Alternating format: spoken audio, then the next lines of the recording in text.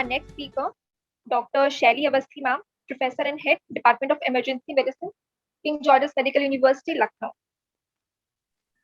Thank you very much for inviting me. और आपने हमको बुलाया, that is very nice. हम आप सबसे बच्चों के बारे में बोलेंगे और बच्चों के बारे में खास तौर से जो सबको परेशानी हो रही है कि थर्ड वेव में क्या होगा, क्या थर्ड वेव में हमारे बच्चों का ज्यादा कोविड होगा। तो पहली और दूसरी वेव में बच्चों को कोविड हुआ, जितने लोगों को कोविड हुआ उसमें लगभग 10-12% जो पेशेंट्स थे वो 18 वर्ष से कम थे। 12% पेशेंट 18 वर्ष से कम थे। अब जब तीसरा वेव का संभावना है तो ये माना जा रहा है कि जो 18 वर्ष से कम बच्चे होंगे उसमें कोविड के मरीजों की प्रतिशत जो है 12 से बढ़ के 24, 30, 32 ऐसा हो सकता है। क्यों ऐसा हो सकता है कि कोविड की प्रतिशत बढ़ सकती है? तो कारण ये है कि जो बड़े हैं 18 से ऊपर, आज के दिन उनके लिए टीकाकरण हो गया है, वैक्सीन हो गई है, तो संभवतः थर्ड वेव आते आते उनको टीका लग जाएगा और उनको कोविड नहीं होगा। दूसरी बात ये है कि ये जो बड़े लोग हैं उनमें यदि कोविड का हो चुका है तो जितने भी सीरो सर्वेलेंसेस हुए हैं तो उन सीरो सर्वेलेंसेस पर में पता चला है कि लगभग 24 से 27% पॉपुलेशन को कोविड हो चुका है या कोविड नहीं उनको पता चला हुआ पर कोविड से लड़ने की एंटीबॉडीज उसके हैं। अब रही बच्चों की बात, तो बच्चों को ना टीकाकरण है ना बच्चों को इतनी मात्रा में कोविड हुआ है, हालांकि उनमें उतनी ही मात्रा में एंटीबॉडीज है उतने प्रोपोर्शन में जितने एडल्ट में पाई जा रही है। क्वेश्चन ये है कि क्या बच्चों की एंटीबॉडीज उनको प्रोटेक्ट करेंगी?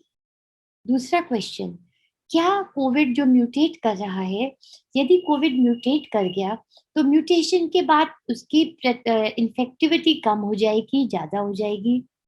क्योंकि हमारे बच्चों में इनेट इम्यूनिटी हाई है, मतलब उनके अंदर से इम्यून रिस्पॉन्स अच्छा है, क्योंकि बच्चों को कई सारे टीकाकरण लग चुके हैं, उनकी इम्यूनिटी बार बार बूस्ट अप की जा रही है, तो उन बच्चों को अभी तक प्रोटेक्शन था। तो क्या हम लोग उम्मीद करें कि ये प्रोटेक्शन रहेगा? ये सब तो पॉजिटिव बातें हैं और हम लोग पॉजिटिव रहेंगे। और एक चीज और पॉजिटिव ये है कि बच्चों में यदि कोविड होता है तो ज्यादातर बच्चों में कोविड बिना लक्षण के होता है, एसिम्प्टोमेटिक कोविड होता है कि उनको कोई लक्षण नहीं होते, उनको पता ही नहीं चलता और ये बच्चे खेल कूद के कोविड अपने घर में ले आते हैं और इनसे बड़ों को कोविड हो जाता है।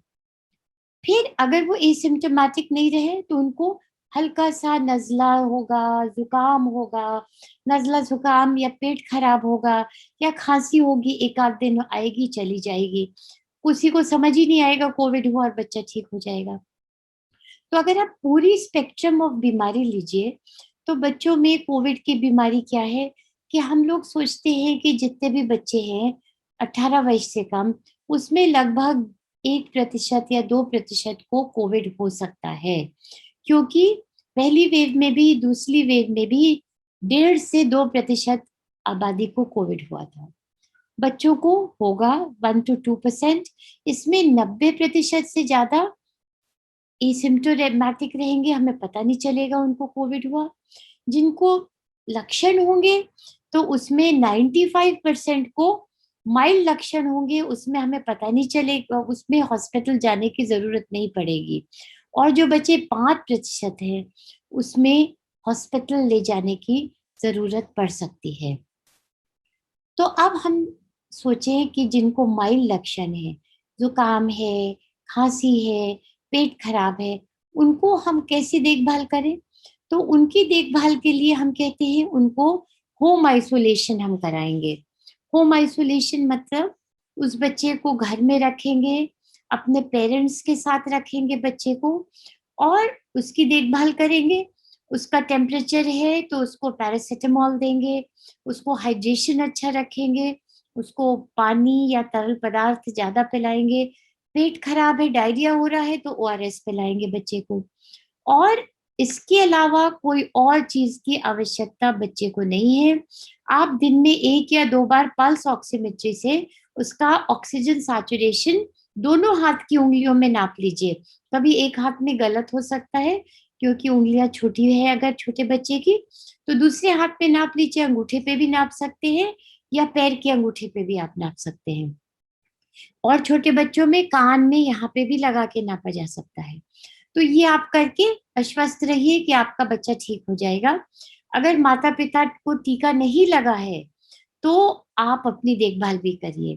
तो एक और हम मैसेज जो सबको कह रहे हैं कि जिसके बच्चे 12 वर्ष से कम है, आपके बच्चे के लिए तो टीका इस वक्त मौजूद नहीं है, आपके लिए है, तो आप सब लोग प्राथमिकता से अपने को वैक्सीनेट करवाइए, जिसमें कि आप प्रोटेक्टेड हैं, तो कम से कम आप से आपके बच्चे को कोविड नहीं लगेगा।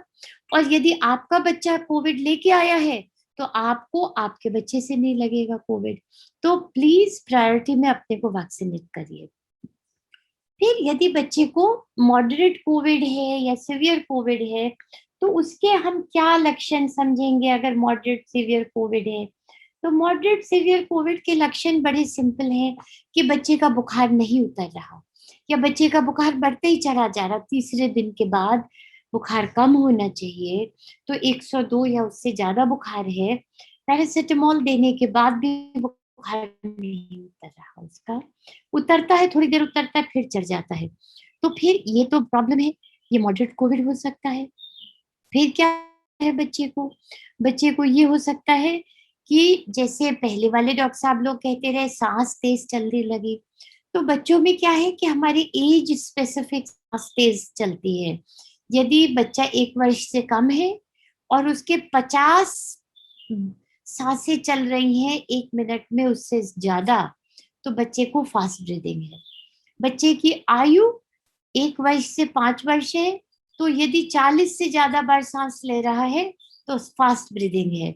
और यदि बच्चा 5 वर्ष से ज्यादा है तो 30 से ज्यादा बार सांस ले रहा है तो फास्ट ब्रीदिंग है। तो यदि फास्ट ब्रीदिंग है बच्चे को और बच्चा नहीं बात कर रहा आपसे, गफलत में है, हूँ हाँ खाना खा लो बेटा, नहीं खा रहा, तो प्रॉब्लम है। और यदि बच्चे को SpO2 आपने नापा, पहले दोनों स्पीकर्स बोलते हैं 94-95% से नीचे है तो प्रॉब्लम है। आप इस बच्चे को तुरंत लेके हॉस्पिटल जाइए। हॉस्पिटल में ट्रियाज फैसिलिटीज है, वहां डॉक्टर आपके बच्चे को देखेगा, आपके बच्चे का टेस्ट कराएगा। कुछ चीजें जो आपको मैं बताना चाहूंगी, अपने आप स्टेरॉइड्स बिल्कुल घर में बच्चे को मत दीजिए। दूसरी बात है एंटीबायोटिक। एंटीबायोटिक डॉक्टर की सलाह के बाद दीजिए। 95% से कम ऑक्सीजन है, अगर आपके पास नीट एंड क्लीन ऑक्सीजन का हाइजीनिक सोर्स है तो डॉक्टर के पास जाते जाते लगाइए, ऐसा मत घबराइए, क्योंकि बच्चों में अमूमन देखा गया है कि 90% तक भी आप जल्दी से भाग के जा रहे हैं तो ऐसे ही चले जाइए। 90 से नीचे है तो ऑक्सीजन के साथ ट्रांसपोर्ट करना पड़ेगा आपको। बिटवीन 94 एंड 93 एंड 92 आप ऐसे ही ले जा सकते हैं। तो बच्चे को लेके आप डॉक्टर के पास चले जाइए, वहां पे आपके बच्चे का हॉस्पिटल में इलाज होगा। तो क्या नो आपको बताया, डोंट गिव स्टेरॉइड्स अपने आप, डोंट गिव एंटीबायोटिक्स अपने आप। बच्चे को हाइड्रेटेड रखिए और मेंटली प्रिपेयर्ड रखिए पॉजिटिव कि भाई आपके पास बच्चा है, बच्चे को कोविड हो सकता है, कितने प्रतिशत को 2%, तो व्हाई शुड यू थिंक कि आपका बच्चा 98% में नहीं है और 2% में है। सेकेंड, अगर आपका 2% बच्चा में कोविड हुआ तो why not your child is 95% mild Covid वाला, और क्यों आप सोचते हैं कि गड़बड़ कोविड होगा। ये सब पॉजिटिविटी सोचने के साथ भी आप अलर्ट रहिए, बच्चे की देखभाल अच्छी तरीके से कीजिए, जिसमें कि कोई भी डेंजर साइन आए, कोई भी लक्षण आए तो आप तुरंत हमारे डॉक्टर के पास आप ला सकते हैं। इसके अलावा हम आपके अंदर कोई डर नहीं भरना चाहते हैं। हॉस्पिटल्स की तैयारियां हो रही हैं, आप सुन रहे हैं कि हॉस्पिटल में बच्चों के लिए बेड्स बढ़ाए जा रहे हैं, बच्चों के लिए उपकरण लाए जा रहे हैं, संसाधन लाए जा रहे हैं, एडिक्वेट मात्रा में दवाई लाई जा रही है, ठीक है, वो सब अच्छी चीज है। क्यों? जिसमें कि जो छोटे से प्रतिशत बच्चे हैं जिनको जरूरत पड़ेगी, उनको हम अच्छा आउटकम दे सके, उनकी लाइव्स हम सेव कर सके। तो ये सब आपको स्ट्रेंथन करेंगे कि थर्ड वेव के लिए हम लोग प्रिपेयर्ड रहे। अब थर्ड वेव कब आएगी, कई लोग हमसे पूछते हैं, तो इसका कोई आंसर नहीं है really, but we should be prepared any time after second wave finishes. अगस्त के एंड से लेट्स बी प्रिपेयर्ड। अगर हमारे स्कूल खुल रहे हैं, लेट्स बी प्रिपेयर्ड। अगर कुछ म्यूटेशन का सुना कि इधर उधर म्यूटेट हुआ, लेट्स बी प्रिपेयर्ड। अगर अपने सराउंडिंग कंट्रीज में हुआ, लेट्स बी प्रिपेयर्ड।